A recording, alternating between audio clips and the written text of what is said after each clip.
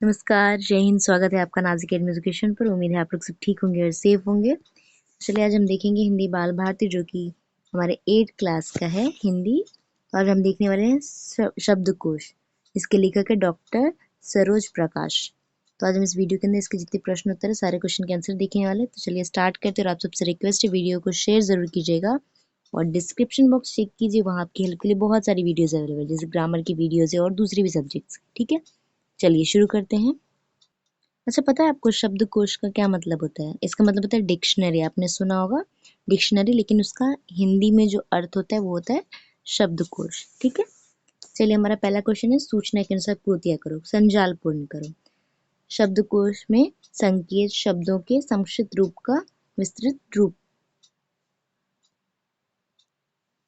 पहला हम लोग लिखेंगे वी से विशेषण, सं लिया है संस्कृत, पू से लिखेंगे पुल्लिंग, स्त्री से लिखेंगे स्त्रीलिंग।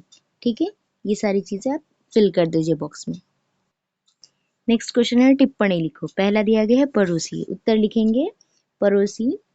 पड़ोसी में रहने वालों को पड़ोसी कहा जाता है। पड़ोसी की हमसाया भी कहते हैं, पड़ोसी को हमसाया भी कहते हैं।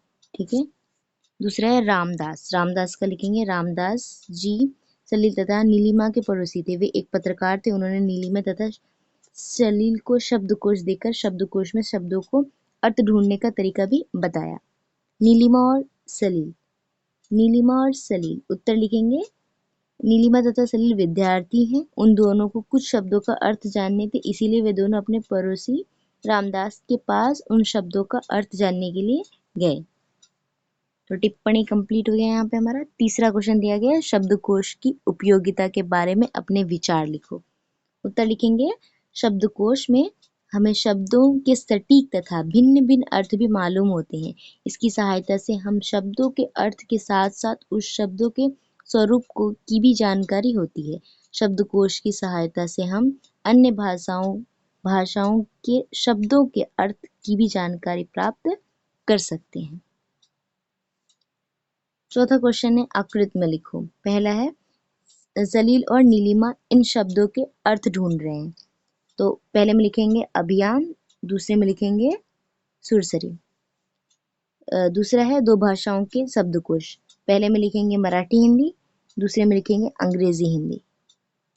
नेक्स्ट क्वेश्चन है, पांचवा कारण लिखो। पहला है सलील और नीलिमा रामदास के पास गए। उत्तर लिखेंगे सलील और नीलिमा रामदास के पास कुछ शब्दों के अर्थ पूछने गए। दूसरा है वर्णमाला का क्रम और बाराखरी का ज्ञान होना आवश्यक है। आपको है क्या वर्णमाला किसे कहते हैं और बाराखरी? देखो मैं एक चीज बताती हूँ। देखो बाराखरी क्या होता है, सबसे पहले वर्णमाला। वर्णमाला कहाँ से होता है? जो स्वर और वर्ण को मिला के जो बनते हैं उसको वर्णमाला कहते हैं। ठीक है, और जो बाराखरी होता है ना, आपने पढ़ा है ना, अ आ ई उ ये अ से लेके आहा तक, ये देखो उसको काउंट करना कभी, ये 12 होते हैं, इसी को बाराखरी कहते हैं। ठीक है, उसी तरह आप देखो क होता है तो का, की, इस तरीके से होते हैं ना, ये कहाँ तक होता है, तो ये क से लेके कहाँ तक ये जो होता है उसको बाराखरी कहते हैं। आपने पढ़े होंगे बचपन में, अगर आपको याद होगा तो। ठीक है, यहाँ पे पढ़ लेते हैं हम लोग।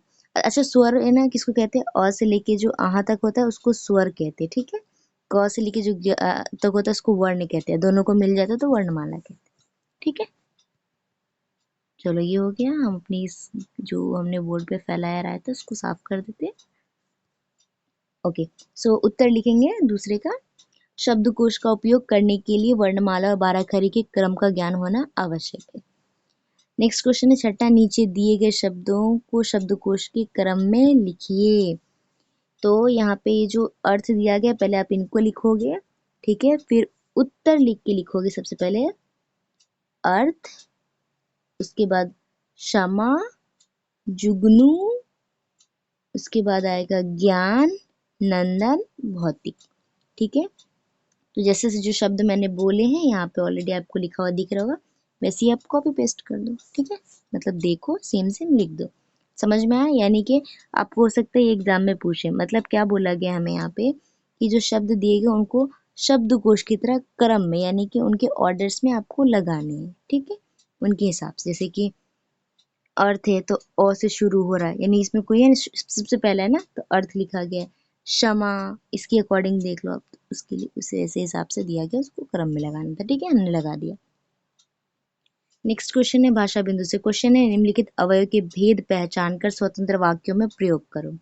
देखो ये अवयव शब्द दिए गए हैं, भेद और वाक्य दिए गए हैं, ठीक है। अब इनको क्या करना है, पहले पहचानना है कि भेद कौन सा है और फिर इसको ही वाक्य में प्रयोग करना है, ठीक है। ओके, तो पहले हमें दिया गया है अरे रे, तो अरे रे का भेद लिखेंगे विस्मयादिबोधक अवयव। वाक्य में लिखेंगे अरे रे यह तुमने क्या कर दिया। दूसरा है परंतु, परंतु का भेद लिखेंगे समुच्चय बोधक अवयव, और इसका वाक्य लिखेंगे मैंने उसे समझाया परंतु उसने मेरी नहीं सुनी। तीसरा है के कारण, भेद में लिखेंगे समुच्चय बोधक अवयव और वाक्य में लिखेंगे वर्षा के कारण राधिका स्कूल नहीं आई। चौथा है आहिस्ता आहिस्ता, या तो धीरे धीरे भी हो सकता है, ठीक है। तो लिखेंगे रीतिवाचक क्रिया विशेषण, ठीक है, या तो सीधे आप ये भी लिख सकते हो क्रिया विशेषण अवयव, बस इतना भी नहीं लिखो तो चलेगा, क्रिया विशेषण अवयव भी लिख दोगे तो चलेगा, ठीक है। लिखेंगे वह बहुत आहिस्ता आहिस्ता चल रहा है। पांचवा है की तरफ, लिखेंगे भेद में संबंध बोधक अवयव और वाक्य में लिखेंगे वह अभी भी घर की तरफ गया। नेक्स्ट है क्योंकि, क्योंकि का भेद लिखेंगे समुच्चय बोधक अवयव और वाक्य बनाएंगे सरिता रोटी बना रही क्योंकि माँ अस्वस्थ है। देखो अस्वस्थ ऐसे लिखोगे अ स, रुको क्लीन कर दो पहले, नहीं तो बोलेंगे समझ ही नहीं रहा। यहाँ अस्वस्थ, ठीक है, यह अस्वस्थ लिखा हुआ है। नेक्स्ट दिया गया हाय, भेद में लिखेंगे शोक बोधक विस्मयादि बोधक अवयव, ये तो ऐसे भी लिख सकते हो विस्मयादि बोधक अवयव बस, ठीक है। वाक्य में लिखेंगे हाय बेचारा मर गया, मारा गया। हाय बेचारा मर गया या हाय बेचारा मारा गया, दोनों में से कोई एक भी लिख दोगे तो चलेगा, बस वाक्य आपको बनाना है जो हमने बना दिया। नेक्स्ट है तेज, वाक्य में लिखें पहले भेद में लिखेंगे क्रिया विशेषण अवयव रीतिवाचक क्रिया विशेषण अवयव, या तो क्रिया विशेषण अवयव भी लिख दोगे तो चलेगा। और वाक्य में लिखेंगे घोड़ा बहुत तेज दौड़ता है, ठीक है। इससे जो ये है ना क्रिया विशेषण अवयव भी लिख दोगे तो चलेगा, हमने भेद बता दिया, ये इंपॉर्टेंट है। नेक्स्ट क्वेश्चन है उपयोजित लेखन से। क्वेश्चन है यदि वर्षा ऋतु नहीं होती, विषय पर निबंध लिखो। उत्तर लिखेंगे कल्पना कीजिए यदि वर्षा ऋतु नहीं होती तो क्या होता। आसमान में घने काले बादल ना आते, कालिदास तथा अन्य कविगण मेघदूत जैसे ग्रंथ की रचना कैसे करते, विरह प्रीत नायिका अपने नायक को संदेश कैसे भेजती, कविगण अपनी प्रतिभा का उपयोग कैसे करते। वर्षा ऋतु के ना होने का इस प्रकार सबसे पहला प्रभाव कवियों पर पड़ता। यदि वर्षा ऋतु ही ना होती तो वर्षा कहाँ से होती। नदियाँ, कुएं, तालाब, झीलें सभी सूख जाते। लोग पानी के लिए तड़पने लगते। पानी के अभाव में आदमी, पशु आदि सभी मर जाते। वनस्पतियाँ नष्ट हो जाती। चारों ओर हरे भरे जंगल सूख कर नष्ट हो जाते। फसलें नहीं होती, फल नहीं होते, अनाज नहीं होता।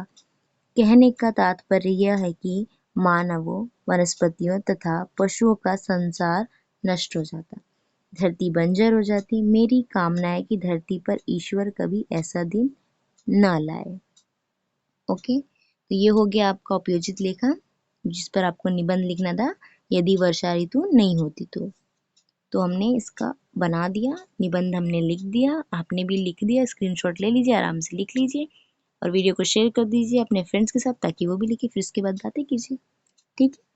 चलिए यहीं पे एंड करते हैं वीडियो को, ये लास्ट क्वेश्चन था आपका, और डिस्क्रिप्शन बॉक्स चेक कर लीजिएगा, जो वीडियो नहीं चाहिए होगा, अगर आपको कुछ और वीडियो चाहिए तो वो भी कमेंट में पूछ लीजिएगा, हम आपको उसकी भी रिप्लाई कर देंगे, या तो पॉसिबल होगा तो वीडियोस बना देंगे, ठीक है। चलिए मिलते हैं नेक्स्ट वीडियो में, बाय एंड टेक केयर।